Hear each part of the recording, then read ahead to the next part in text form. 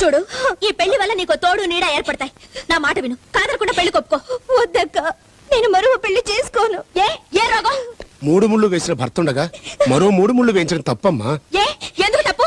ఆ మొగుడనేవాడు ఉన్నాడో లేదో తెలీదు, వస్తాడో తెలీదు. తన గురించి, తన బ్రతుకు గురించి ఆలోచించకుండా పారిపోయిన వాడి కోసం జీవితాంతం ఎదురు చూస్తూ ఒంటరి బ్రతుకు బ్రతకాలా? ఏమండి, దానికి మీరైనా చెప్పి పెళ్లి కొప్పించండి. అలాగే మనీషా, ఈ పెళ్లి చేసుకో.